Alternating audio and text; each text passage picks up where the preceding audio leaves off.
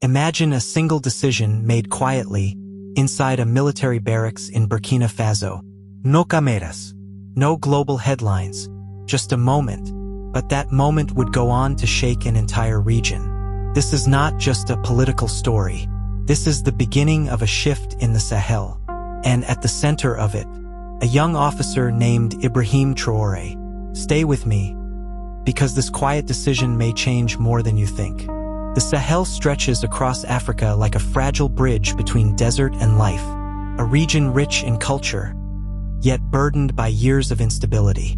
In countries like Burkina Faso, Mali, and Niger, daily life has often been shaped by uncertainty, conflict, economic struggles, external influence. For many, the future felt already decided, until something began to change. Before the spotlight, Ibrahim Traoré lived a life far from global attention. No grand stage, no powerful connections, just discipline and duty. As a soldier, he witnessed firsthand the realities on the ground, the challenges his country faced, and the unanswered questions behind them. But unlike many, he didn't just accept things as they were. He observed, he questioned, and slowly, he began to see a different possibility. Then came the moment that would redefine everything.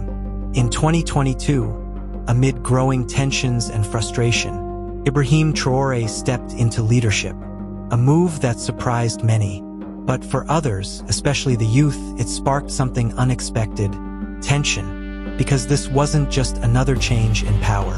It felt like the beginning of something deeper. And that's where the story takes a new turn. What if this wasn't just about one country? What if the real vision was bigger than borders?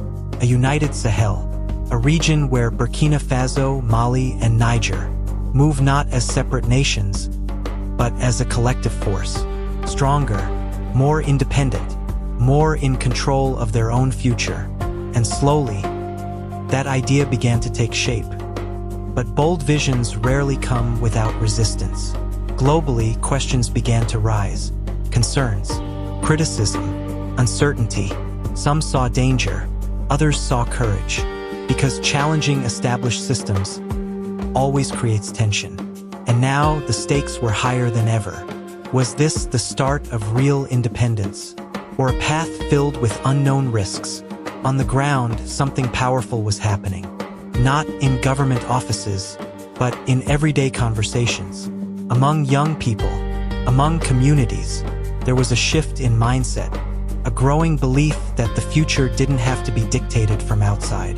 That change could come from within. And that belief is often where revolutions truly begin.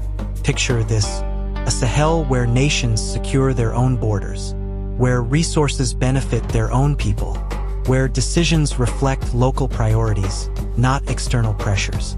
This is the vision connected to Ibrahim Traoré, a vision that challenges long-standing narratives. But vision alone isn't enough. The real question is, can it be sustained?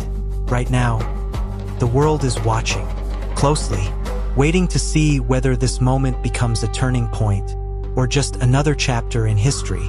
And the truth is, no one has the full answer yet, but the story is still unfolding.